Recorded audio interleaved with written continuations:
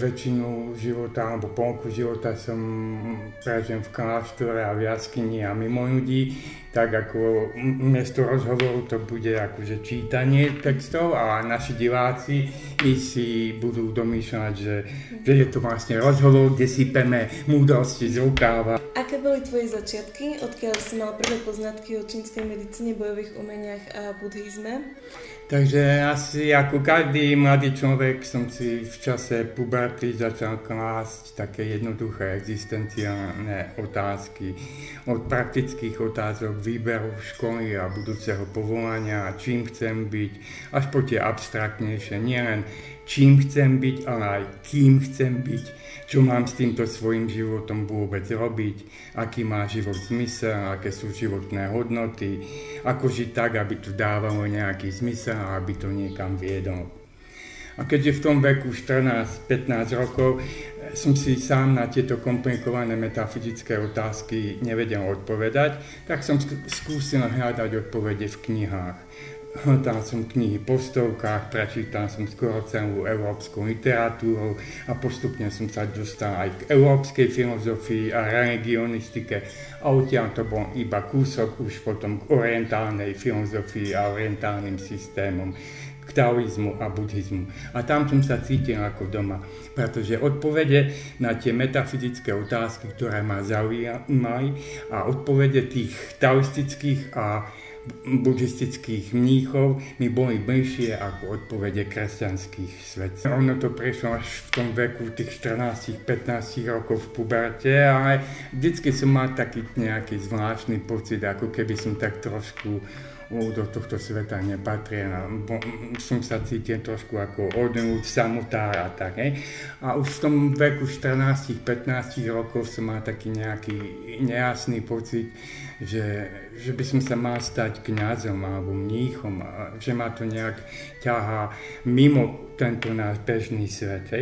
Lenže to bola úplná absurdita. V tom čase bol u nás tvrdý socializmus a u nás v rodine sa náboženstvo nejakým spôsobom neriešilo. Otec bol úplný ateista a mama, hoci pôvodom bola kresťanka, tak sa vplyvom otca prispôsobila a takže u nás sa náboženstvo nejak neriešilo, nebol som dokonca ani v živote v kostole. Tvoji rodičia ako vo všeobecnosti pristupovali k týmto záujmom? Moji rodičia boli úplne obyčajní ľudia a hoci nemali žiadne vyššie vzdelania, boli to naprosto úžasní rodičia, ktorí nám deťom dávali všetko, doslova sa pre nás obetovali.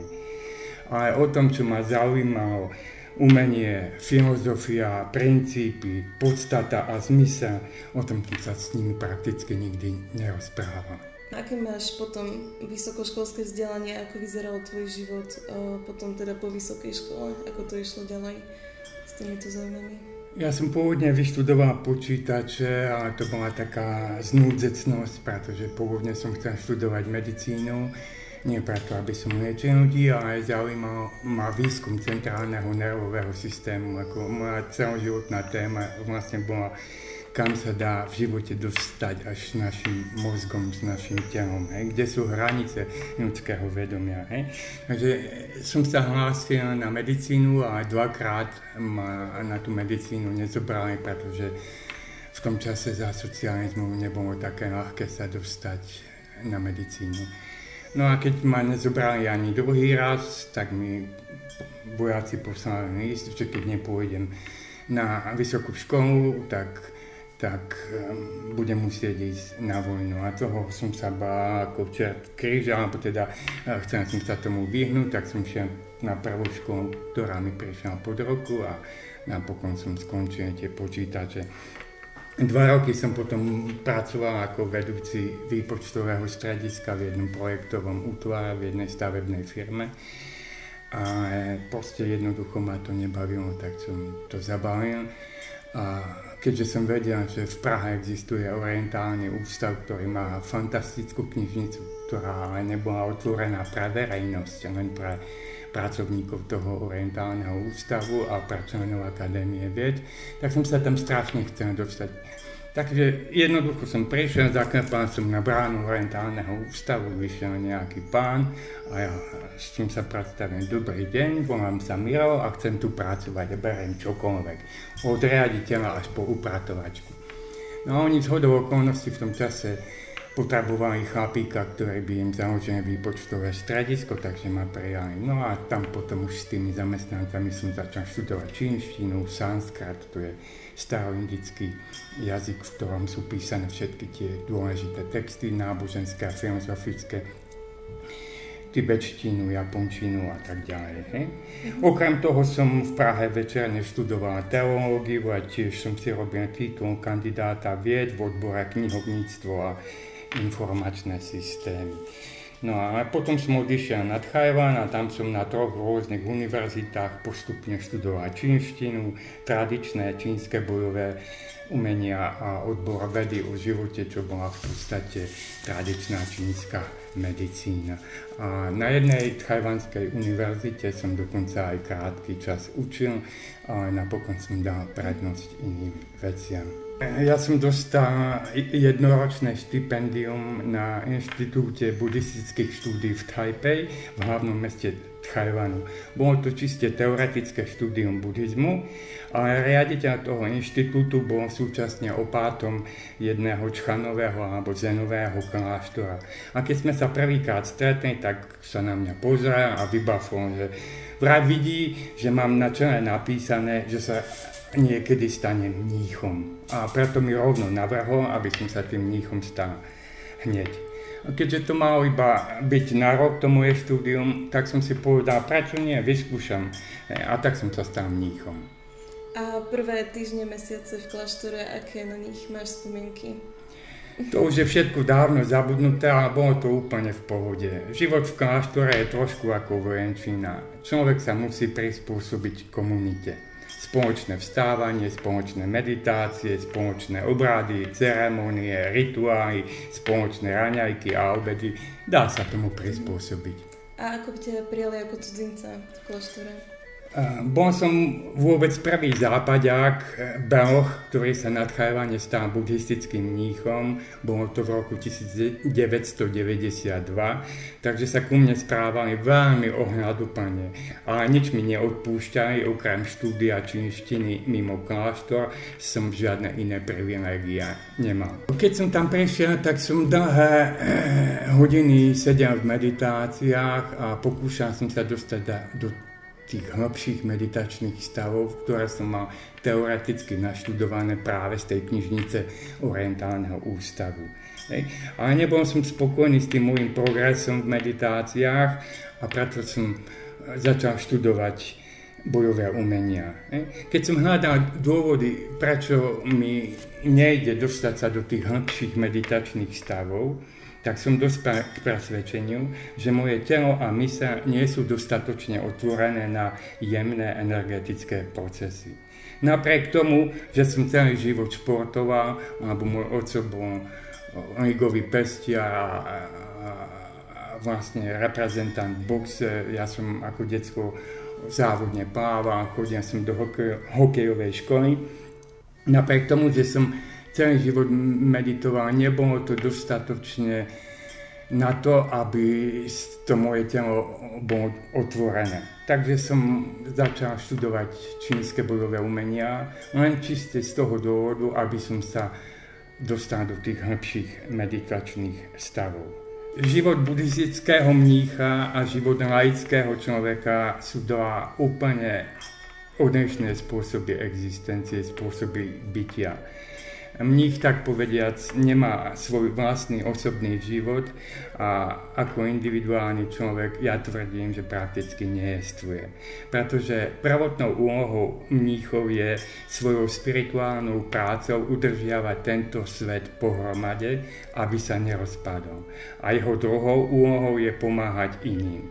Na seba mu tým pádom prakticky nezostane žiaden voľný čas. Okrem toho, mních pri ordinácii skladá zhruba 350 sľubov, v ktorých sa zaväzuje prakticky k vylúčeniu z akéhokoľvek spoločenského a osobného života. Aj preto som sa rozhodol, že pri návrate na Slovensko zanechám mníštvo, pretože život mnícha na Slovensku je takmer nemožný alebo iba s extrémnymi problémami. Ale ak bol niekto mníchom 16 rokov, ako ja, tak to mníctvo má v sebe už tak hlboko zakorenené, že sa ho prakticky nedá zbaviť. Človek zostane mníchom vo vnútri aj naďalej. Takže hovorím, že i keď som vlastne laik, tak stále som akýsi mních na dôchodku. Asi najviac ma prekvapuje a neustále prekvapuje, ako nesmierne telesne aj duševne boli vyspelí niektorí ľudia v čase Budhu, to znamená okolo roku 600 pred našim letopočtom. My im dnes fakticky nesiahame ani po členky. Áno, my máme technológie, o ktorých sa im ani nesnívalo, ale na druhej strane tieto technológie nás doslova ožobračujú a robia z nás chodiace mŕtvoly.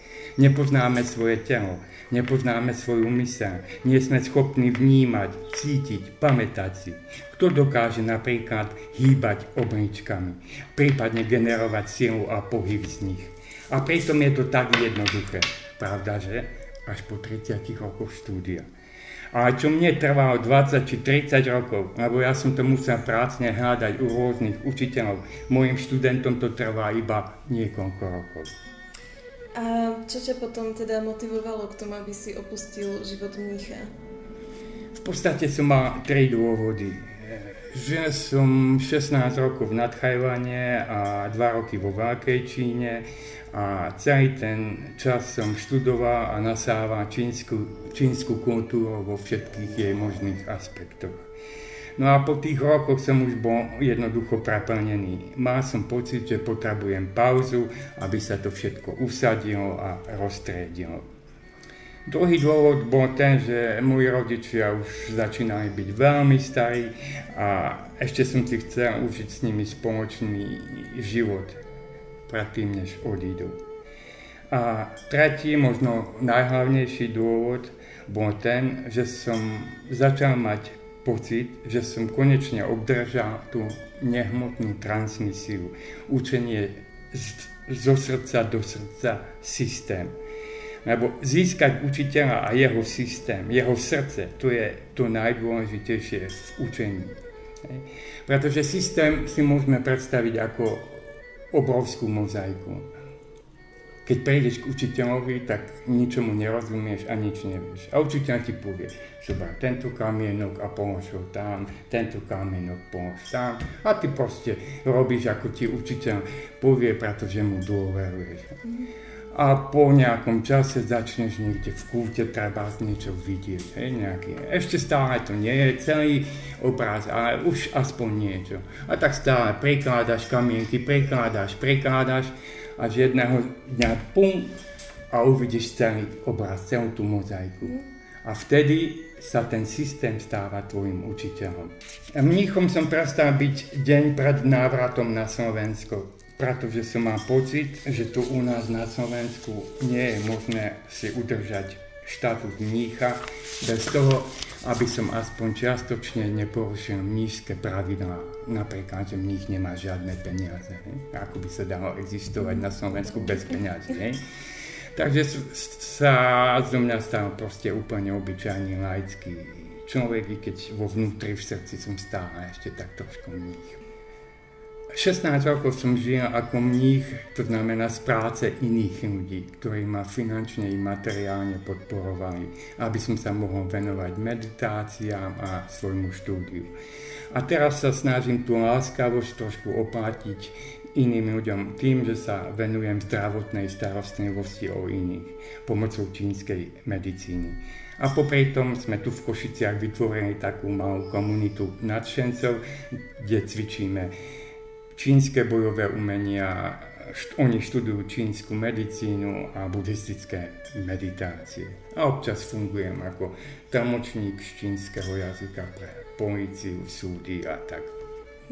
Plánuješ sa niekedy aj vrátiť k tomu kláštornému životu? Zatiaľ to nechávam otvorené, uvidíme. Čínska medicína nie je jedna medicína. Je to konglomerát rôznych prúdov, ktoré sa vyvíjali a uplatňovali v čínskej spoločnosti od jej vzniku pár tisíc rokov pred našim letopočtom až po dnes. Odborníci na čínsku medicínu rozlišujú medzi predklasickou, klasickou a tradičnou čínskou medicínou.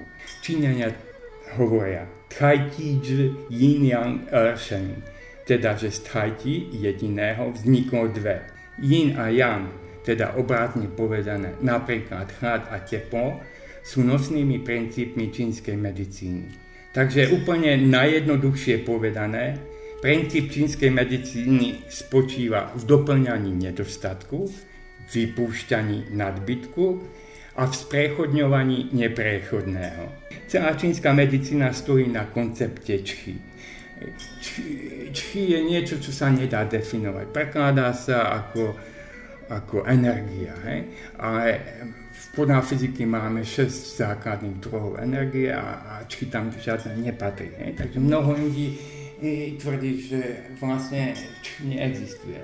Ale Číňania boli veľmi jednoduchí a praktickí.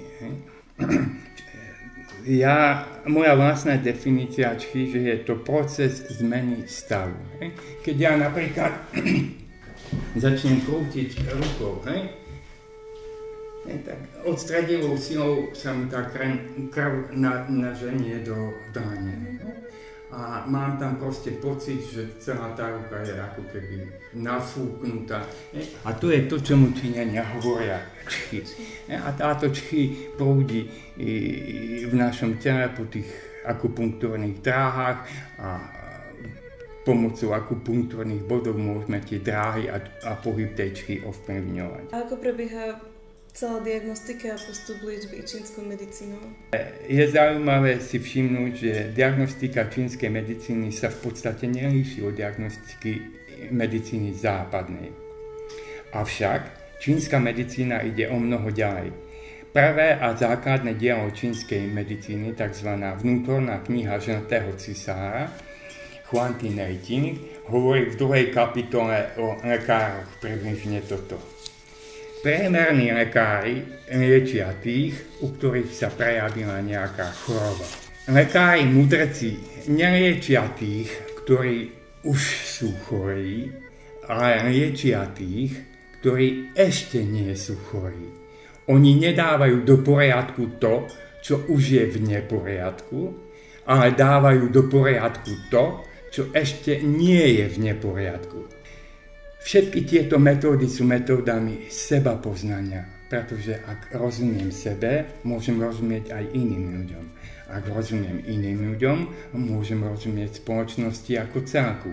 Ak rozumiem spoločnosti, môžem sa v nej uplatniť a pomáhať ľuďom. Skutočná podstata čínskej medicíny teda spočíva v tom, že skrze seba poznanie intuitívne vidím do ľudí. V západnej medicíne existuje protokol, ktorý lekár musí dodržiavať pri liečení nejakej konkrétnej choroby. V čínskej medicíne je úlohou lekára nájsť akýkoľvek prostriedok, ktorý pacientovi pomôže. Nech to je treba aj zariekávanie, ak to pomôže, je to naprosto OK. Znovu sa trošku vrátime k tej západnej medicíne. Aký je rozdiel medzi západnou a čínskou medicínou podľa tvojho názoru? Predovšetkým ten najzásadnejší rozdiel je v absolútne odlišných systémoch myslenia. O tom sme už trošku hovorili. Ďalší zásadný rozdiel je v osobnosti lekára. V západnej medicíne je lekár čím ďalej tým viac neúprosne zväzovaný protokolom. A taktiež, hoci západná medicína má absolútne úžasnú prístrojovú diagnostiku, osobne sa nazdávam, že toto spoliehanie sa na technológie výrazne poškodzuje osobnosť lekára.